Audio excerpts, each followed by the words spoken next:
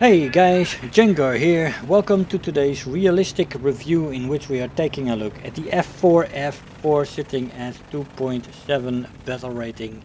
A Wildcat, and fun planes they are, but they are very limited in their performance and what they can do, and they need to be played very disciplined if you want to get results in them. The maximum speed in the plane is 441 kilometers an hour at sea level without WEP, and 451 with WEP at 4500 meters. This is 384 kilometers an hour without WEP and 393 kilometers an hour with WEP.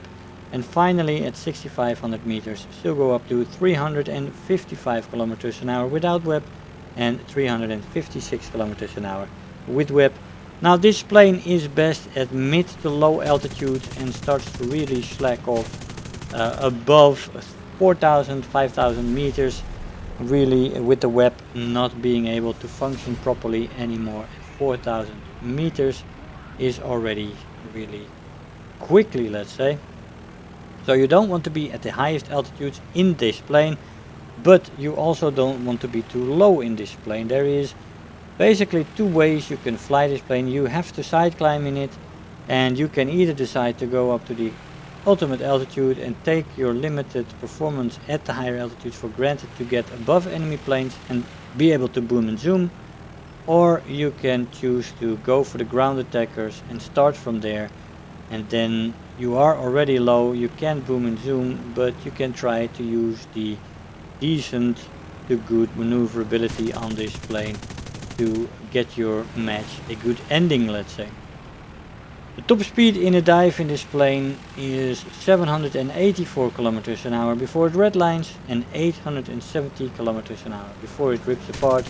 Now this is quite amazing, good top speed in a dive in this plane, and the performance in there is really good as well. The control stiffening is only beginning at 550 kilometers an hour, but very slightly, and it becomes more severe at around 700 kilometers an hour, which basically, you know, it never becomes unbearable and you can still pull out of a dive with your elevator. This stays functional until the crash speed, let's say, so you can definitely pull out of the dive. There is no problem there. So very good performance in a dive in this plane, which is one of the main strengths of this plane. The stall speed in this plane is 170 kilometers an hour, which is below average. The engine power and the weight of the plane were not very good, so there is that. You are not very competitive in the vertical. This is also how these planes were basically slaughtered in the beginning of World War II against Zeros, because they had better power to weight ratio than this plane. But anyway, the firepower in the plane is very good. You have 6 12.7 M2 Browning machine guns for 50 cals with 240 rounds per gun. I used universal and stealth belts for these matches and a 600 meter convergence to keep some range on her. This plane can also be equipped with 2 100-pound bombs if you want to throw some bombs and do some ground pounding. I wouldn't do that because the climb rate is already bad and you cannot get in any beneficial position with 200 pounds extra on the plane. But it's always a choice. The ammo load I would call decent on the plane. Acceleration in a straight line is decent, and in a dive is below average. It really does not like to pick up speed when you start to go into the dive, and it only gradually picks up some acceleration, but you will already have been caught up by enemy planes, and if you get somebody on your tail and you want to shake them off, it will take a while before you can get up to speed and use this plane's magnificent dive speed to get away, because there is that. You can run away in a dive from most enemy opposition in this plane without breaking a sweat. Energy retention in the plane is in the horizontal is below average.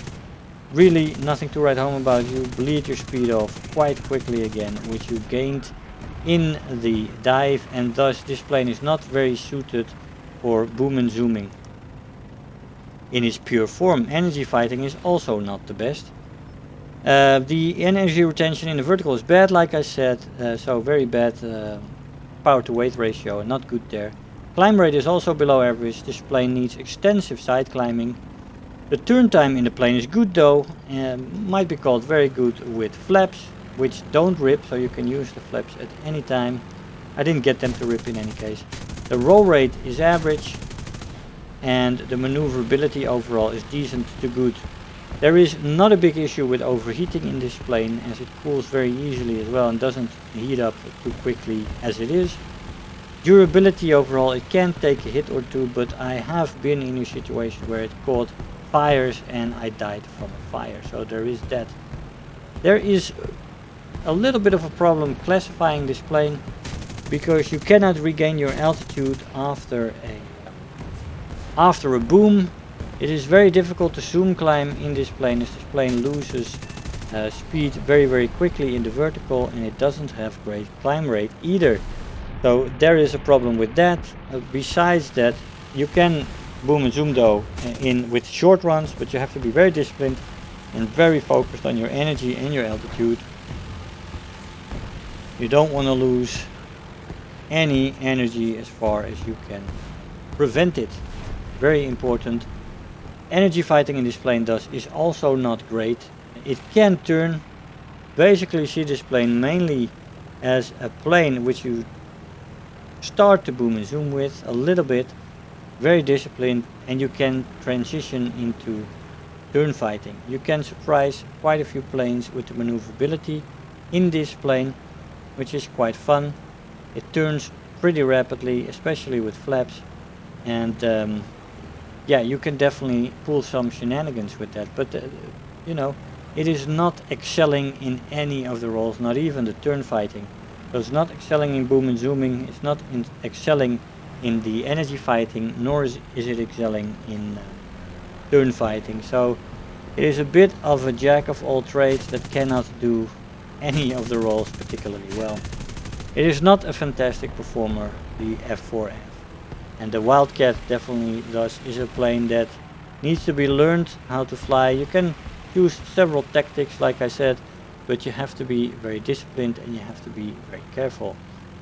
The dive speed is fantastic though, and the firepower is as well. It is not a fast plane either with its speeds, except in a dive, and that is where it excels. It can beat most planes at this battle rating in the dive, and that is a benefit. But how to get to the altitude and how to regain the altitude are problems you will have to deal with on a match-to-match basis. I still had fun in the plane, as a challenging plane is always good for you as a pilot and your pilot skills. You learn the most in these kinds of planes. A good plane will teach you not half as much as a bad plane does in your pilot skills, let's say. Here we catch one of those fires that I mentioned earlier. We go down in this match after getting 3 kills. But it was a fun match. Hey guys, so here we are after the match. Now this plane is quite underwhelming. The performance is not very good. Acceleration, energy retention, both are not fantastic. The plane is basically only good in a dive, and not a fast plane in a straight line, and only in a dive is it excelling. The performance in a dive is also very good, with the compression only starting in really badly at 700 kilometers an hour, and then only in the roll rate you can pull out of a dive very easily, and the roll rate still functioning up to a point as well beyond 700.